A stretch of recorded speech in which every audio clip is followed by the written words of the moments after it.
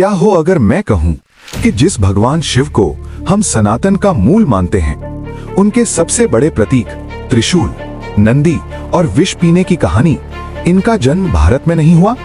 क्या हो अगर ये सब 3000 साल पहले सुमेरिया के एक देवता से शुरू हुआ हो? और क्या हो अगर बुद्धिस्ट सिक्कों पर खुदा एक देवता ओइशो धीरे धीरे वही महादेव बन गया जिसकी आज करोड़ों पूजा करते हैं? ये कोई कल्पना नहीं है, ये कहानी है सिक्कों की, शिलालेखों की और इतिहास के उन सबूतों की जो हमें कभी पढ़ाए ही नहीं गए।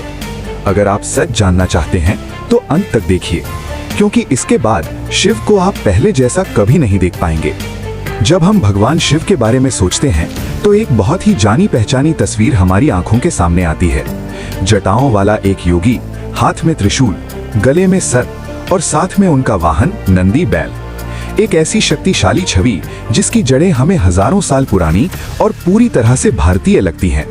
लेकिन जरा एक पल के लिए रुकिए। क्या हो अगर मैं आपसे कहूं कि शिव की पहचान के ये सबसे अहम प्रतीक त्रिशूल, नंदी, यहाँ तक कि विष पीने की कहानी, इनका जन्म भारत में हुआ ही नहीं? क्या हो अगर ये छवि हमसे हजारों किलोमीटर दूर और हजारों साल पहले मेसोपोटामिया की मिट्टी में गड़ी हो? ये सवाल अपने आप में झकझोर देने वाला है। ये हमारे पूरे पौराणिक नजरिए को हिला देता है और आज हम इसी पहेली की तह तक जाने वाले हैं। सिक्कों, शिलालेखों और मूर्तियों के सहारे एक ऐसा सफर जो प्राचीन सुमेर से शुरू होकर यूनानी कला से गुजरता हुआ मध्य एशिया के कुषाण साम्राज्य तक पहुंचता है। ये कहानी है कि कैसे एक तूफान के देवता का स्वरूप एक सम्राट की राजनीतिक महत्वाकांक्षाओं के चलते एक ऐसे देवता में बदल गया जिसकी आज पूरी दुनिया पूजा करती है। इस रहस्य को सुलझाने के लिए हमें समय में लगभग 4500 साल पीछे जाना होगा, एक ऐसी जगह जहां भारत का नामो निशान तक नहीं था, प्राचीन मेसोपोटामिया। हमारी कहानी का पहला सिरा लगभग 2300 ईसा पूर्व के सुमेरियन ग्रंथों में मिलता है।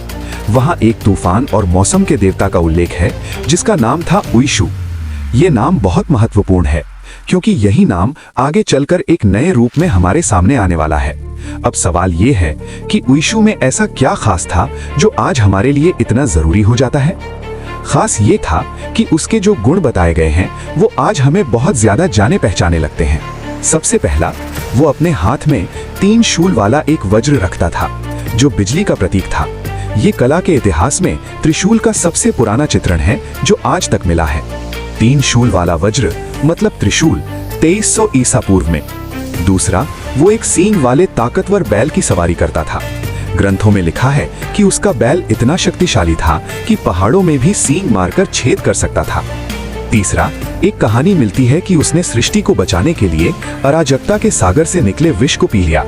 कला में उसके गले से जलती हुई चमक या आभा दिखाई जाती है। अब जरा रुकिए, त्रिशूल, बैल की सवारी और विष पीना, ये तीनों तो सीधे सीधे शिव के सबसे मुख्य प्रतीक हैं। लेकिन आप कह रहे हैं कि ये सब शिव से लगभग 2000 साल पहले ही मौजूद थे। यहीं पर कहानी एक बेहद दिलचस्प मोड़ लेती है। हमें समय में लगभग 2500 साल आगे आना होगा, दूसरी शताब्दी ईस्वी। अब कहानी का केंद्र है मध्य एशिया, जहां कुषाण साम्राज्य का शासन था। एक विशाल साम्राज्य जो आज के अफगानिस्तान से लेकर गंगा के मैदानों तक फैला हुआ था और इसके सबसे महान सम्राट थे कनिष्क प्रथम। आधिकारिक इतिहास में कनिष्क को बौद्ध धर्म का महान संरक्षक कहा जाता है। चौथी बौद्ध संगीति भी उन्हीं के समय हुई थी। लेकिन उनकी असली धार्मिक और राजनीतिक सोच इतिहास की किताबों में नहीं बल्कि उनके चलाए गए सोने के सिक्कों में छुपी है। ये सिक्के सिर्फ मुद्रा नहीं थे, ये सत्ता और विचारधारा का ऐलान थे। जब हम कनिष्क के सोने के सिक्के देखते हैं तो उन पर एक देवता की आकृति मिलती है। उस देवता के बगल में बैक्ट्रियन ग्रीक लिपि में लिखा है ओइशो। ओइशो, ये नाम सुनकर क्या आपको कुछ याद नहीं आता? सुमेरियन देवता उइशु। क्या ये सिर्फ एक इत्तेफाक है? नहीं, ये इत्तेफाक से कहीं ज्यादा है। भाषा विज्ञान के अध्ययनों ने साबित किया है कि ओइशो असल में उइशु का ही प्रत्यक्ष वंशज है। उइशु, विशु, वेश, ओइशो। अब नाम का संबंध तो जुड़ गया, लेकिन क्या छवि भी वही कहानी कहती है? क्योंकि नाम बदल सकते हैं पर छवि सबसे ठोस सबूत होती है और यहाँ सबूत और भी ज्यादा मजबूत है। सिक्कों पर बना ओइशो देवता हाथ में क्या लिए है? त्रिशूल। किसके साथ खड़ा है? एक बैल के साथ। बाल कैसे हैं? उलझे हुए, जटाओं जैसे। माथे पर क्या है? एक बिंदु जिसे कई इतिहासकार तीसरी आंख का प्रारंभिक रूप मानते हैं। अब सबसे बड़ा सबूत, एक दुर्लभ सिक्का मिलता है जिसमें ओइशो एक प्याले से कुछ पीते हुए दिखाया गया है और उसके गले से एक चमक निकल रही है। ये हूबहू शिव के विष पीने और नीलकंठ बनने की कथा का दृश्य चित्रण है। इसका मतलब ये सिर्फ मिलती जुलती आकृति नहीं है, ये एक सम्राट द्वारा जानबूझकर एक प्राचीन विदेशी देवता को अपने साम्राज्य का मुख्य देवता बनाने की घोषणा थी। लेकिन अब एक बहुत बड़ा सवाल खड़ा होता है, वैदिक रुद्र का क्या? हमें तो यही पढ़ाया गया है कि शिव का विकास रुद्र से हुआ, लेकिन जब हम ऋग्वेद के रुद्र को देखते हैं तो तस्वीर बिल्कुल अलग मिलती है। रुद्र का हथियार जहरीले तीरों वाला धनुष है, त्रिशूल नहीं, बैल नहीं, तीसरी आंख नहीं। इससे साफ होता है कि आज का शास्त्रीय शिव रुद्र का सीधा नेचुरल एवोल्यूशन नहीं लगता, बल्कि दो परंपराएं थीं। एक भारत की वैदिक रुद्र परंपरा, दूसरी मध्य एशिया से आई ओइशो परंपरा।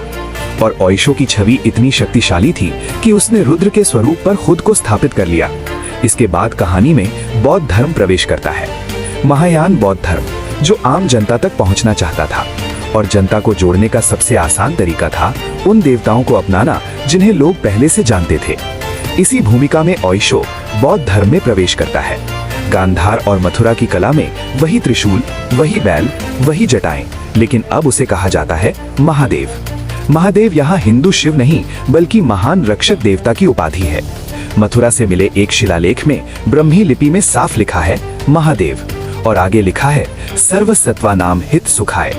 ये विशुद्ध बौद्ध दान लेख है, मतलब एक बौद्ध अनुयायी शिव जैसी मूर्ति स्थापित कर रहा है महादेव कहकर बौद्ध धर्म के लिए।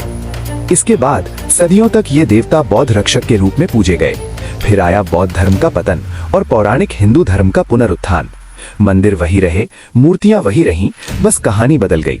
और वही ओइशो, वही बौद्ध महादेव धीरे धीरे हिंदू शिव बन गया। अगर इस पूरे सफर को देखें, पहले सुमेर का ओइशो, फिर कुषाण का ओइशो, फिर बौद्ध महादेव और अंत में भगवान शिव। एक देवता, चार सभ्यताएं और हजारों साल का परिवर्तन। ये हमें ये सिखाता है कि धर्म और पहचान पत्थर की लकीर नहीं होती, वो समय, सत्ता और संस्कृति के साथ बदलती रहती है। और यही सवाल हमें सोचने पर मजबूर करता है, इतिहास में और कितने देवता होंगे जिनकी कहानियां अभी उजागर होना बाकी हैं।